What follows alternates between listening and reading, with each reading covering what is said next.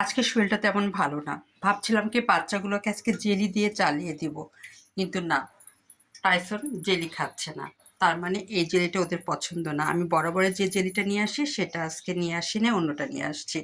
আর এই কারণে আমি আবার মাছ সিদ্ধ করতে দিলাম 3 বাচ্চার জন্য। যেহেতু টাইসন খাচ্ছে না, তাহলে নিশ্চয়ই ওদেরও একই সমস্যা। এই দেখুন আমার 3 বাচ্চা একইভাবে বসে আছে খাবারের জন্য। কারণ তাদের কথা এত লেট করছে কেন? শরীরটা একেবারে ভালো না বিধায় শুয়েছিলাম, কিন্তু ওরা এতই ডাকাডাকি করছে যে আমি আর কি বলবো। আমি আর থাকতে পারলাম না। আমি যতই অসুস্থ থাকি না কেন, আমার এই বাচ্চাদের আমি কখনোই কষ্ট দিই না, যেটা আপনারা দেখতে পাচ্ছেন। আমার শরীরটা একেবারেই ভালো না, তারপরও 3 বাচ্চা দেখুন কিভাবে লাইন ধরে বসে আছে মায়ের খাবারের জন্য। আমি উঠে রান্নাঘরে আসতেই, কারণ কালকে রাতে একটা জেলি তো একবারে আমি দিই না, 2 বার চালাই, যেহেতু বড় প্যাকেট। এই জন্য জেলি দিয়ে কালকে রাতে দিয়েছি। দেখলাম যে টাইসন একেবারেই খাই নাই, টাইসন রেখে দিয়েছে। এই জন্য আমি জেলির সাথে আমি আবার কি করলাম, মাছ দিয়ে দিই। দুটো একসঙ্গে দিলে হয়তো তাদের সমস্যা হবে না, কারণ এদের আবার মুখের স্বাদ আছে। এরা আবার বাসি খাবার খায় না, উল্টাপাল্টা খাবার খায় না, খায় মাছ, মাংস, ক্যাট ফুড আর জেলি। এই 3টা খায়, আর ডিম খায়। এই ডিম আমি কালকে রাতের বেলায় অলসতার কারণে ওদের ডিম দিয়েও চালিয়েছি। কারণ শুধু তো একটু খাবার দিলে হয় না, ওদের যথেষ্ট খাবারের বৈচিত্র্য লাগে। এই জন্য বাচ্চাগুলোকে কালকে রাতে ডিমও দিয়েছি। তবে আজকে সকালকার নাস্তা ওদের জেলির সাথে মাছ ভাত মাখাই দিব। আর আমার 3 বাচ্চা দেখুন কিভাবে মায়ের অপেক্ষায় বসে আছে।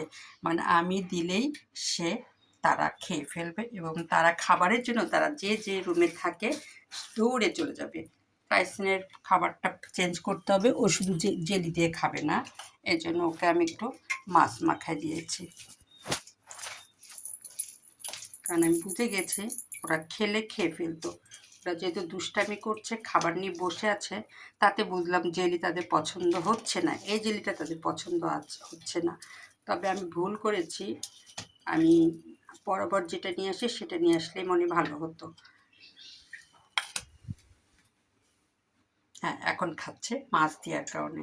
এই দেখুন, আর এদেরও এই লাল শাকগুলোকেও তাই দিই, কারণ একটু দিয়ে আমি একটু চুপ করে শুয়ে থাকবো। কারণ বাচ্চারা ঠান্ডা থাকলে মাও ঠান্ডা থাকে, এটাই প্রকৃতির নিয়ম।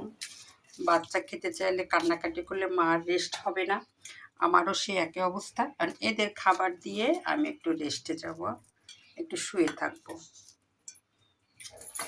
নিজের খাবারের কোনো খবর নেই, কিন্তু বাচ্চাদের খাবার ঠিকই আমার চিন্তা করতে হয়।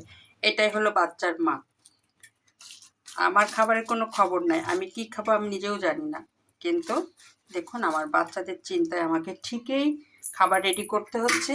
এবং তাদের খাবার আমি সকালবেলা উঠে সিদ্ধ করলাম, রাতে যেহেতু দেখলাম যে জেলি তারা তেমন পছন্দ করলো না, আমি উঠে আবার সিদ্ধও করেছি মাছ, কারণ ওদের পছন্দই তো আমাকে চলতে হবে। ওরা পছন্দ না হলে